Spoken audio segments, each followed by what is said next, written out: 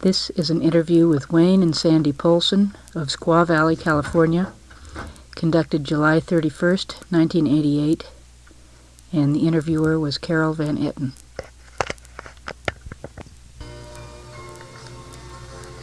Well, you were starting to tell me about Norman Biltz's subdivision. Oh, well, I don't know how Norm acquired the land, but he got the land between Olympic Village, or Incline Village, and Calneva, and developed it for a residential subdivision. And so he pursued that until he passed away.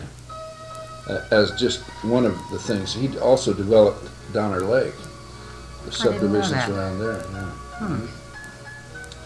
And so in 1937, 38,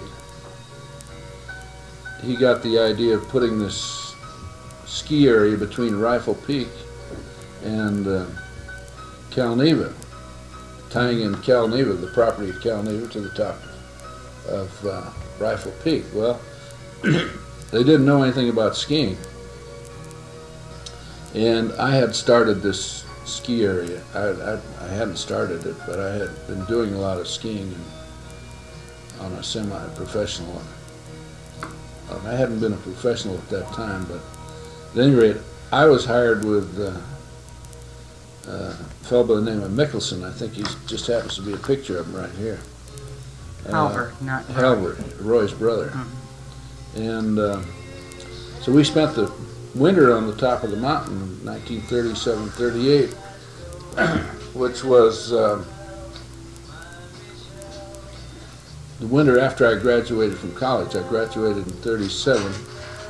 I spent the winter up there in 37-38, I think it was. And then at that time, I as a result of that survey, we recommended that they don't use Rifle Peak because it was all a south slope. And do you know where Rifle Peak is? I think so. Yeah, as you come around, if you drive around from Calneva toward Incline, if you look up on the mountain on your left, you'll see a big rock up there that looks like a rifle sight. That's called Rifle Peak, and the peak is 9,700 feet high. And see who that is, would you? And we had a cabin just on the other side of it. It's still there. It's in a little glacial cirque right on the other side, about 500 feet below it. Matter of fact, our kids go up there almost every winter and stay overnight in it. And it's still there. And during that winter, it was a hard winter, and we got snowed out for a couple of weeks. And so Halvard and I spent a lot of time going other places. We came in here that same winter because we had been coming in here earlier in Squaw Valley, but later in the spring, just to go skiing up on the mountain. So as a result of the survey over there, we recommended that they do not develop that area because the snow wasn't quite reliable enough on the lower part. It was the beautiful skiing up on top. It's out in the sun, and it's kind of like skiing in the Alps. You know, a lot of the best skiing in the Alps is on south slopes. It's up in the high sun, but it has enough altitude. Just like we get a lot of some of our best skiing here on the south slopes too. And but we recommended that they develop an area which is designated as Section 35, which is over on the Montrose Highway. Now, as you go over the Montrose Highway, you look off to the left, and there's a lake down there. Okay, we built that lake. We recommended that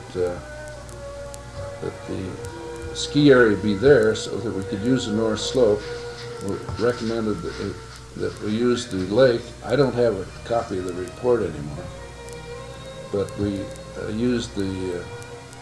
recommended that they build the lake and then have the lodge and so on and so forth around that, And the next summer we surveyed the lift lines to go to the top of that peak. And I have pictures of it around here someplace.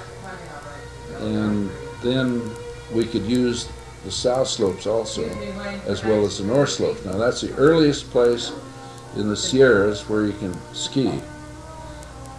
Could we interrupt for just a second? Yeah. I'm going to turn off the...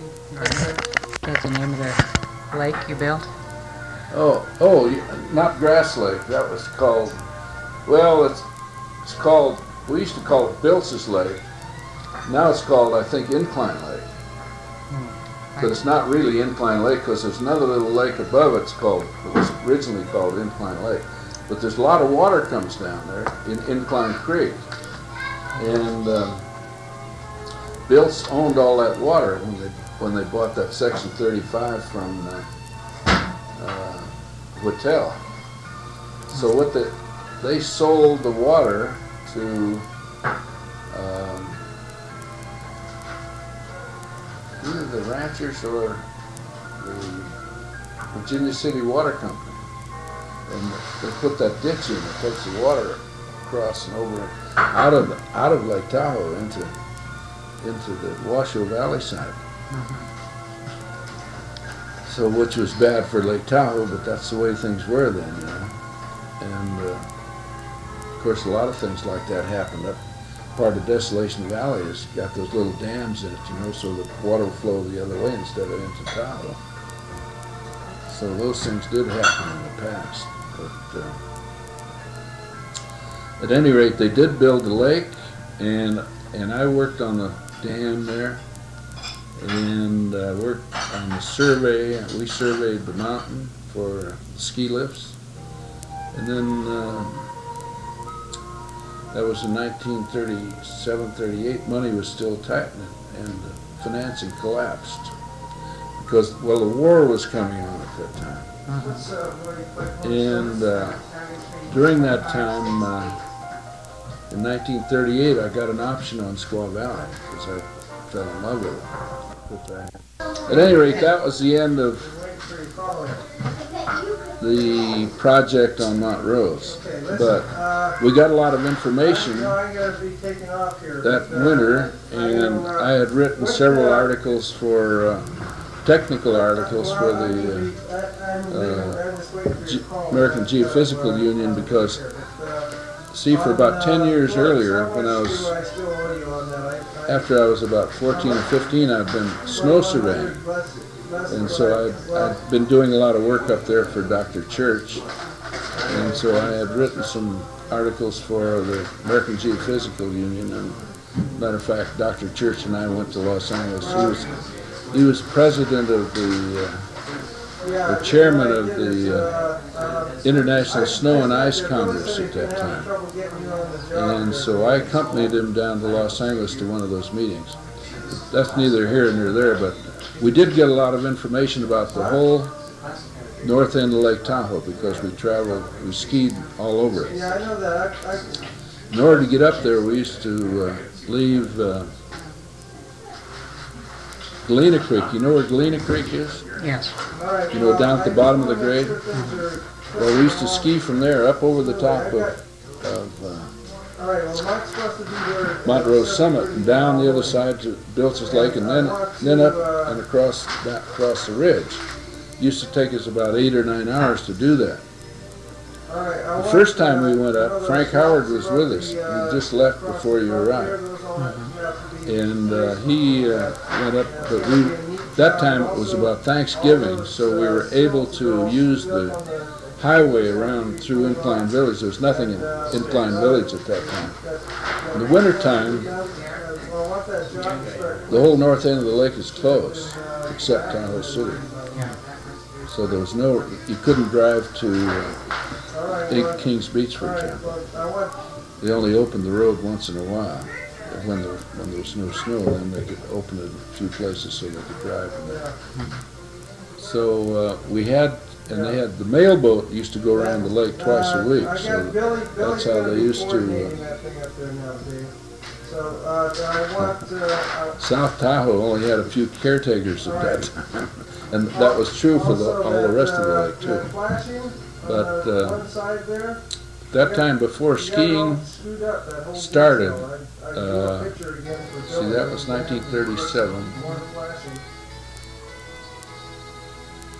winter 1937-38. As a result of that, I started the next year a place called, which we called Grass Lake.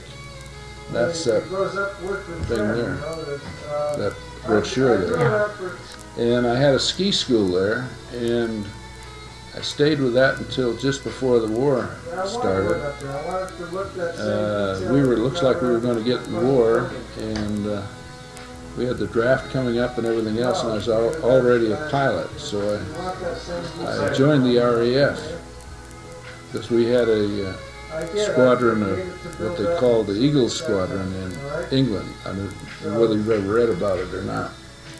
In the Battle of Britain. Well, in the meantime, we got in the war.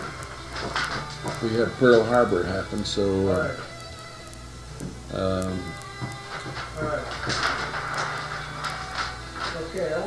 I went to Sun Valley and taught skiing. I called Otto Lang. You ever hear of Otto Lang? I know that name. Okay. He was supposed to be here yesterday, but his invitation came back. I talked to him the night before last. We had the wrong address in it. And he's up in Seattle now. And he said, sure, come on up, you could use me. So I went up there, and in the meantime, we were in the war, and they were thinking about cutting out all the people who had that were in this Clayton Knight Foundation that were going over on the Eagle Squadron. And of course I was one of them, but I was there until March. And then I went down and I trained with the Royal Air Force for about a month. And at that time they had a conference up in Ottawa, and they canceled all the Americans out of the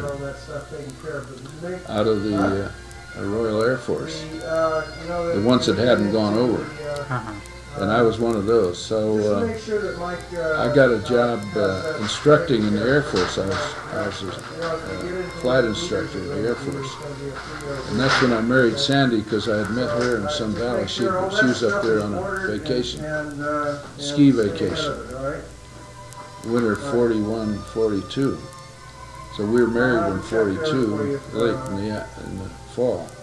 You'll have it for you tomorrow morning. August. Okay? August, what's the date? Well, he's not going to be there tonight, so. Yeah. No. Think again. August. Look at your ring. I've left him a check here, I just have to tell him how much I have to go up and. Look at it again. It won't come off. It doesn't come off anymore. She always gives me hell every year. Says, do you know what date this is? She's always got the wrong date. I was just in a hurry, that's all. Make out a check, We were at, well then the war started. We were in the war at that time, so somehow or other we had the Man War Power Act at that time. So if you were working someplace in a defense industry or anything related to the military, you were frozen in your job, which was kind of bad because some of my friends had gone to Pan American, which had been taken over by the Navy, because they were the only ones that could fly the Pacific that had the expertise and the aircraft to do it. Because every time that time of the Air Force, every time they sent out not every time, but they had a lot of trouble flying out there because they had no experience. And if you remember Rickenbach, remember that episode? Well, he just got lost down at Canton Island. And so we had set up schools to train the Air Force. And at any rate, I got a job with him as a pilot. And I stayed with him for 31 years. So it's kind of through 3 wars. We were in Korea and Vietnam also. So at any rate, so I spent the rest of the rest of the war in the South Pacific. And see, in 1943,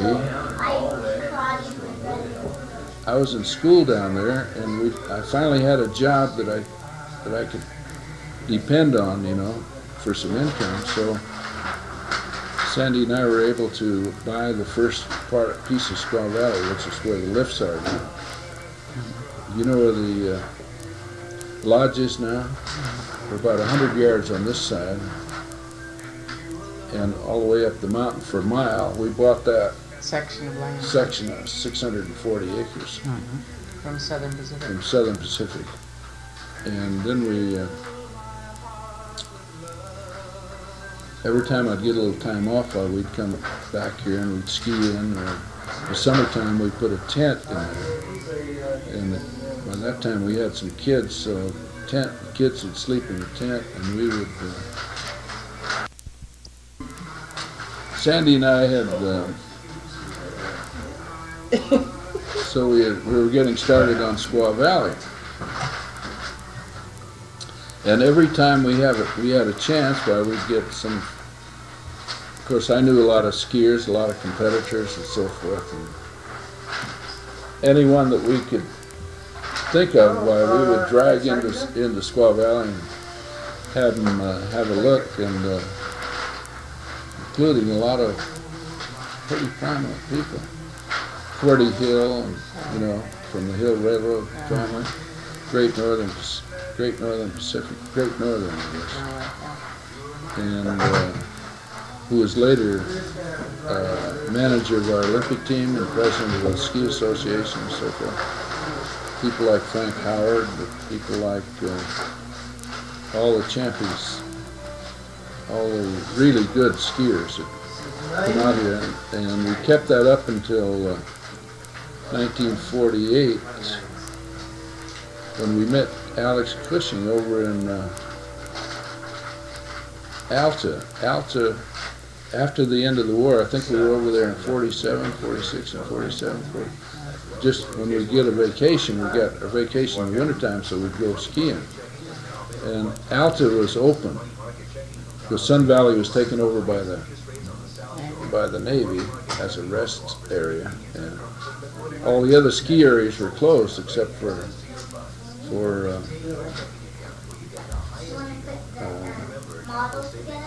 places like Soda Springs, and my Grass Lake was still open, and I still had the ski school over there, and I had Doty Post and Jack Starrett teaching for me over there while I was gone, teaching skiing.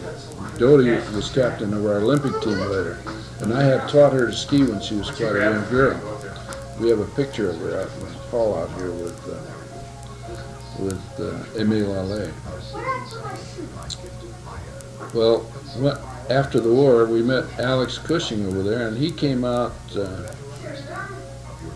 47 or 48, 47, I think. And we brought him in here with a party that we were dragging in here. We were taking anyone we could find, you know. You were raising money. We were looking for investors. Well, Alex was out here the west after the war. He was looking for a ranch, or so he said. And when he came in here, he stayed at the Sugar Bowl. And he came in with us, and he became interested in his wife was from a very wealthy family. And their name was Cutting, C-U-T-T-I-N-G. And I don't think Alex had any money himself. I think their family didn't have much, but they had a wealthy wife anyway. At any rate, they had some money. So we started this Ski Corp, which is Ski Corp now. It was called the Squaw Valley Development Company. And I was the president, and he was the secretary, treasurer. And then it was apparent right away that Alex and I weren't going to get along, so I just kind of pulled Well, out. I think the basic thing is that we unfortunately turned our land over to this corporation Yeah. and then got kind of frozen out of the corporation. Well, we didn't get frozen out. I just wasn't elected the next For all meeting. intents and purposes, we did. Of course, I didn't control. Unfortunately, most of the directors were from the east, where we raised some money. And so I could see right away there was no hope for me. Because I couldn't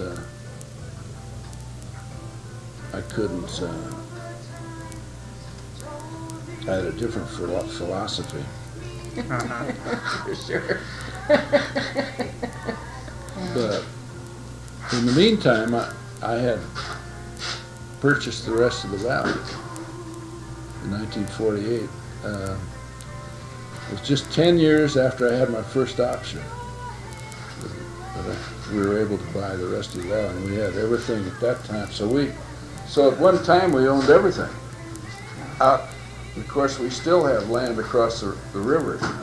Well, we still have quite a bit in Squaw Valley, too. And we have a lot here. It goes up over the top of the mountain here. And, well, we've sold this part now, but we still have 50 acres here for the house.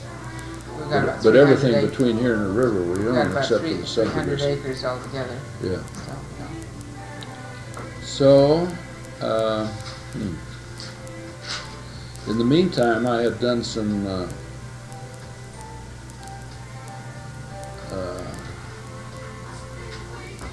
work as a consultant for places like Bogus Base and Idaho. Idaho. We had a place, we even developed a place over there at Cisco called Snowshoe. And Was that I in made this- conjunction with Auburn Ski Club? yeah, we leased it from Auburn Ski Club, and also did all the work, did the original work on Boreal, not on what's called Boreal now.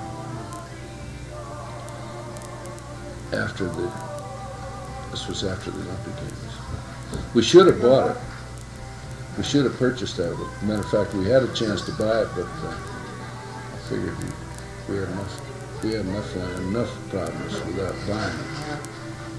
But we were getting kicked out of Cisco because the highway was going through it, see. So we felt that we were going to move Cisco, everything down Cisco up to Boreal. Well, never really occurred to me that Wendell Roby was going to say, hey, we're going to keep this for the ski club. And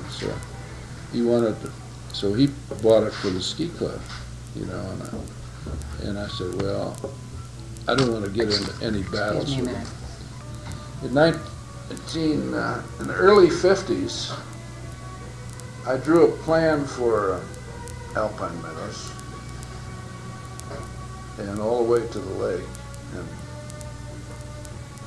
I still got that plan, part of that plan around there somewhere. Is it up at the office, Sandy? I think it's in that big leather-bound book, isn't it? Yes. But at any rate, about this is about 1954 or 55. Later on, after the Olympics, they decided to develop it.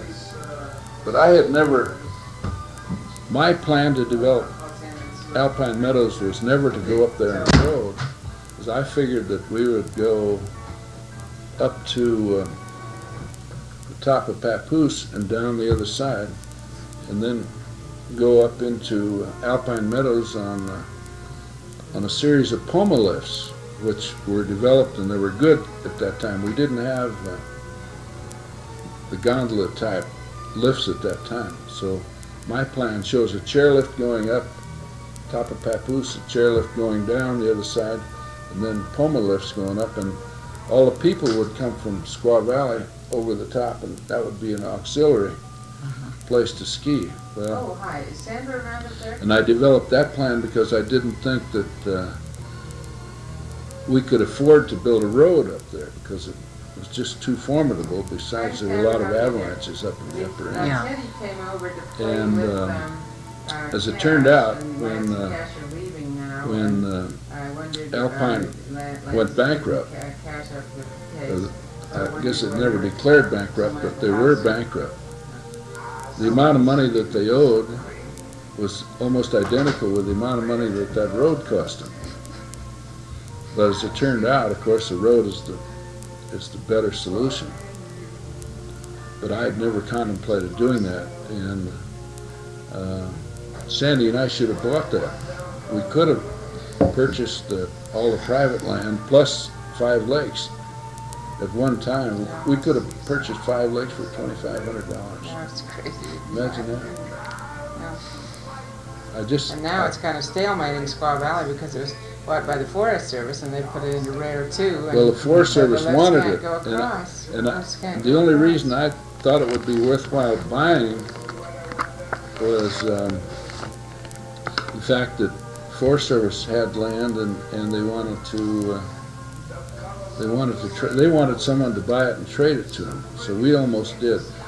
The lady who bought it, or who owned it, had sold the land to Denny Logging Company, which just made a mess of the lower part. Mm-hmm. You know where all the subdivisions are now? You can't believe how bad that was. They just went and logged it, took all the best timber out of it, and it was a terrible mess. So it was so bad I hated to even go up there.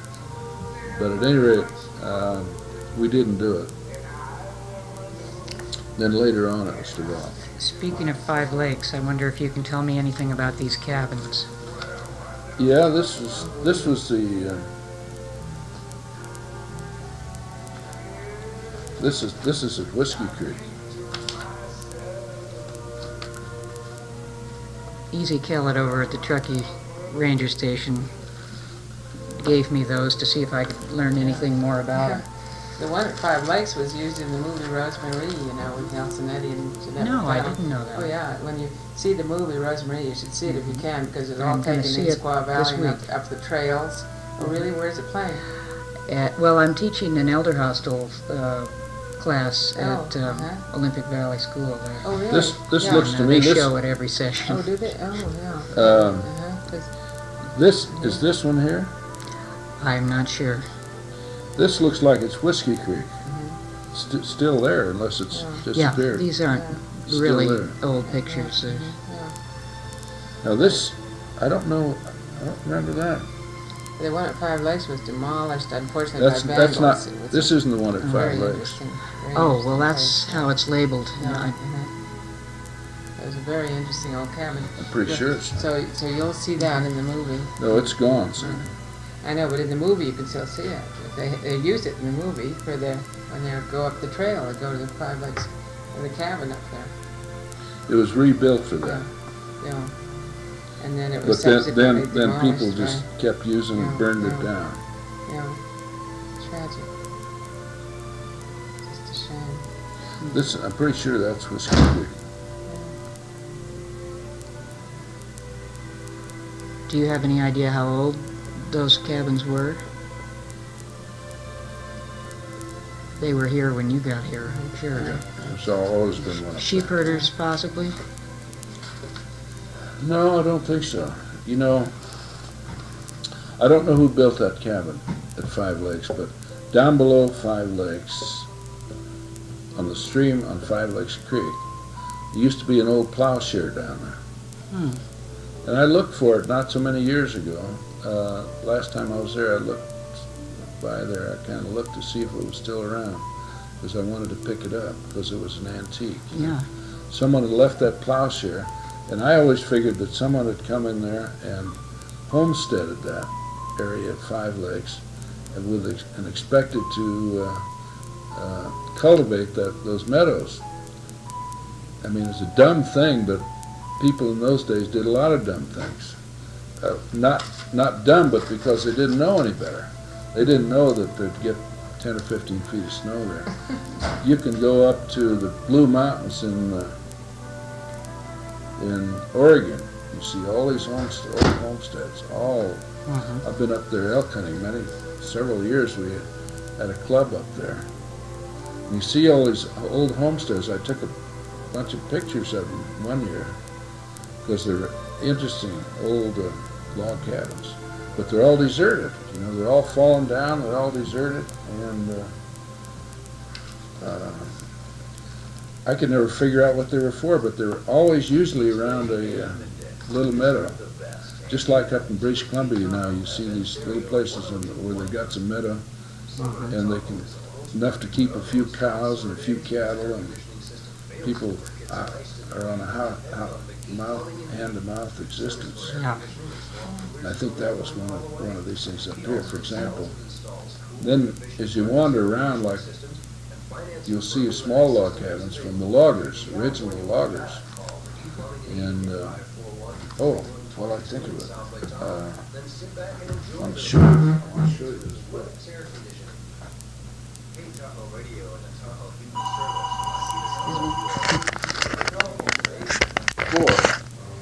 You can take this with you as long as you bring it back. Oh, that's good.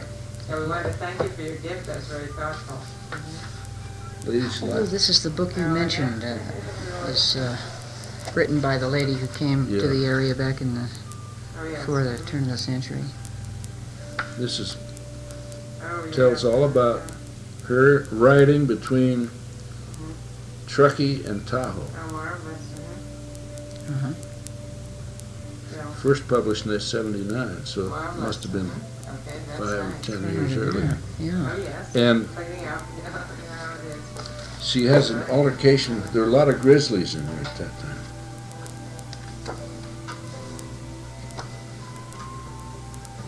Tells about Donner.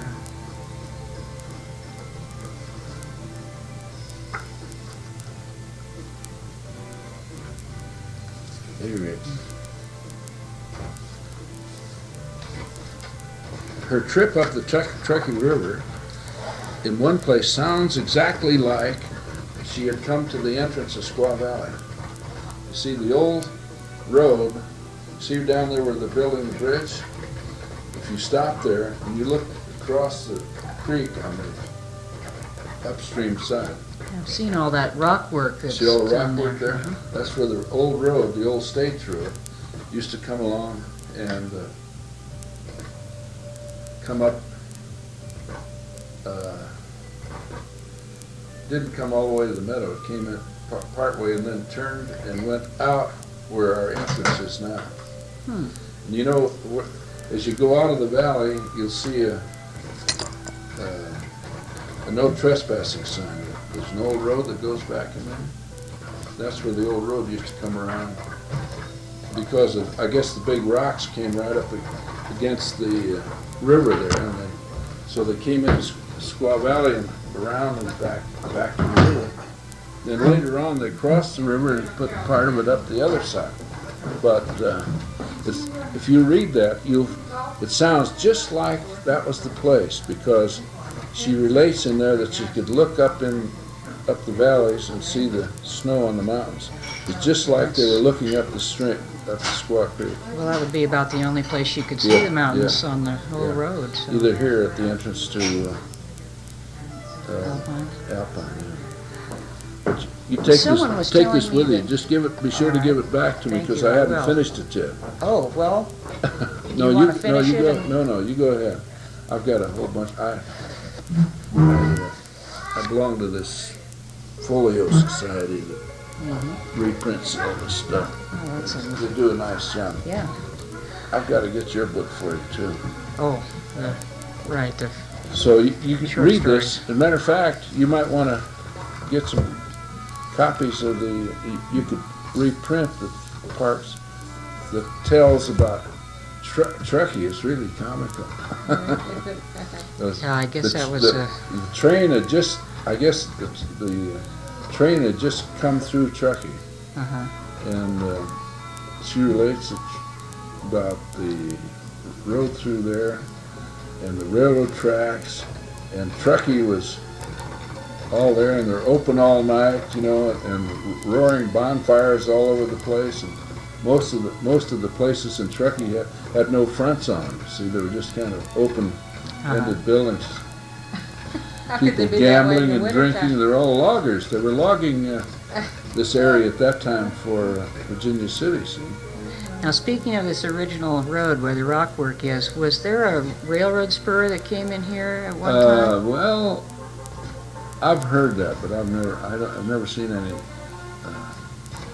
But they used to drag the logs down off of the mountain here, and matter of fact, one of the drags was right across on the other side of the meadow here. That they used to drag it on the logs. Did you ever see one of those chutes? Yeah, there are some up in the back of Rubicon that we used to go they're like hike this, up to. flattened like that. Yeah. And they're dragged along, and they have guys greasing the skids. The oxen would be hooked up to the logs, and they pull the oxen along. And there's some of these. Matter of fact, there was one just come into our old house up there. It came right by it. The logs were still in place, but they're gone now.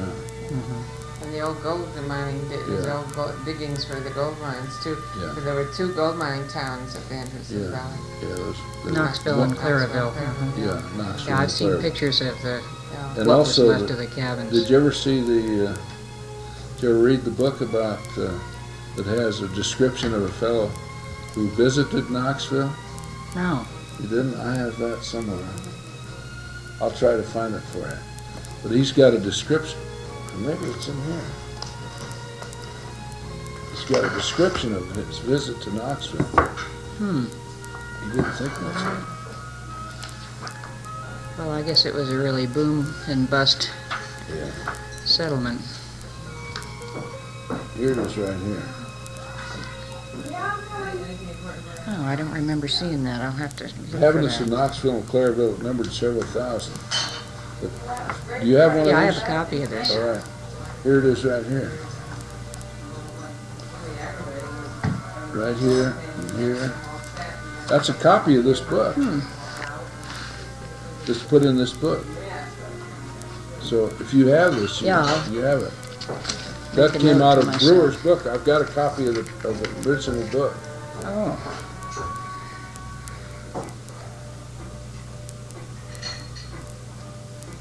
First started by Shannon Knox and called Knoxville.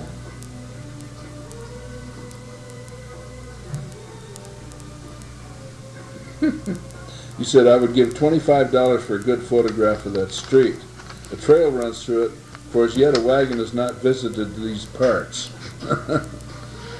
Buildings spoken of are not four-story brick or granite edifices. Not one has a floor, not one has a chair or table, except such as could be made on the spot. This shanty in the shade of the tree with roof of brush has a sign out, Union Clothing Store, etc., etc. Tells about the... Hello. So, Yeah, I guess it was mostly a tent city. well, There were, I've seen pictures of, This is Smithers, BC. And the rest of the year, in the wintertime, the roads were not plowed. also I wanna give the and telephone number to like the the two other guys drugstore was open for the 2 same mornings reason, a they'll be week, arriving on and the everything 6th. was boarded up. The houses, Now, most of the houses were boarded up, and would you have mostly room summer for people. 9 guys There altogether? were very few families that even stayed in there year All right. round. And We'll all I have think our Taos sleeping City, bags with us both Taos City and in case Truckee we have need it. really benefited enormously from Squaw Valley, because they have their longest season now in the wintertime, Yeah. you know, from That's November through April. I don't think they appreciate what Okay. Squaw Valley has done for them, but anyway, it's something that they don't realize. All right, now, well, there's such a the fellow I was turnover. telling you about that I might think fish with the you average person starting now the who 7th, comes to, is moves not to paying. Tahoe Yeah. planning to live So, here may how only are you stay 2 doing or on the 3 salmon years, right now? and then they're gone again. They have no idea of yeah. what has Very- been here. Oh, yeah? Very, very tough surviving How about economically. those guys here, from you know. Luxembourg? Like our kids, Glenn has about 3 or 4 different jobs I and see. careers and things just because they want to stay in the area, but it's not easy to survive up here. Well, I think you have to be willing to do that if you're going to live here Yeah. year round. Willing to sacrifice, because there's no real economic base. You just got, seasonal tourism, this kind of stuff, nothing really steady. That's why Where do I you think think this we'll new fish, on the development is Buckley or going up to on be so Back Creek? valuable for Squaw Valley. because it's going to stabilize the economy on a year-round basis when we get a real quality golf course in here and summer activities. Okay. And it is so beautiful here that it needs to have something to allow people to survive in business here because it's a beautiful area. And it's a fabulous location. It has so much more potential than Aspen and Vail and all those areas, because you want to go to Aspen or Vail, but to fly into Denver, then you have another almost all day to get to Aspen and Vail. Here we're 45 minutes from the International Airport. It's a fantastic location. And you've got the fastest growing county in California, our Placer County down below. They call it Silicon Valley now, and Nevada's the fastest growing state in the United States, and we're just right in the right in the location where people can come for enjoy their recreation. So I think the future is really just beginning here. Okay, I'm looking forward to seeing those It's interesting in that book there, that magazine article, Wayne talks about how Squaw Valley could benefit from a golf course. So, in 1960, I noticed that this morning. That's finally beginning to take place. So I think it's going to see Squaw Valley's always been kind of like a company town, if where everything the looks minute good, we might Alex just go closes down, non-stop from everybody Penticton to drops dead or goes broke or something, and this Smithers, in will which kind case I'll of call get you us from away from Penticton. being so dependent on And if one you're not there, I'll leave a corporation message. and make it easier All right. for people to be. Well, Perini Just certainly has a yeah. good record for what Yeah. they've done so far. I think Yeah. Chambers is the most beautiful development on the lake. It really is, that's right. So that's why that's what we're looking for, is quality developers, and that's why we have too much of a hurry to What do you sell need? our property unless it's to somebody who can really benefit Oh. the area and do a quality Yeah. development. I don't think I they've think got it's anything beginning right there. To And attract they that type we of could bring interest. stuff from here, but they won't let us. Yeah. Customs takes it away from us. Well, I think it'll be very nice. They've certainly had their problems with Oh, it's trying to get going. Outrage. They Yeah, got the wonderful county food there. they're the ones that will benefit the there's a- most, creaming the if we have a taxes off the chance, top, we'll like do they that. do from this area, and very little comes back. That's right. And yet they make Yeah. it just as difficult as possible for Okay. even a quality development Thanks to get for that. going. And it really is outrageous, because you've got to have so much front money before you even know whether you can do anything or not. Yeah. It's really tough. And I guess it's really almost impossible at the lake now to do anything Yeah. with TRPA. It's just really difficult. So, anyway. The people who have the most to say about it have really the least personal stake in it, it seems Sure, like. exactly. Nothing. No. That's for sure. Well, That's for sure. I think No. maybe the fact that it's been a seasonal community for so many years has put it at a real disadvantage. No, that's right. Because the people who do stick it out here and live here year-round, no matter what, are the ones who, in most cases, have the least financial wherewithal to right, do anything about preserving it or if in developing it in a nice way. That's for sure. That's for sure. Let's see, I started snow surveying about 1931, 31. I was about 15 years old. And the reason I started snow surveying, a neighbor of mine, and a fellow who worked with my father's name was Fred Hers. Did you ever hear of Hers Jewelry down in Reno? Yes. Okay. That's the company. And he was quite an explorer. You know, I mean, he was with Dr. Church on his Greenland expeditions. And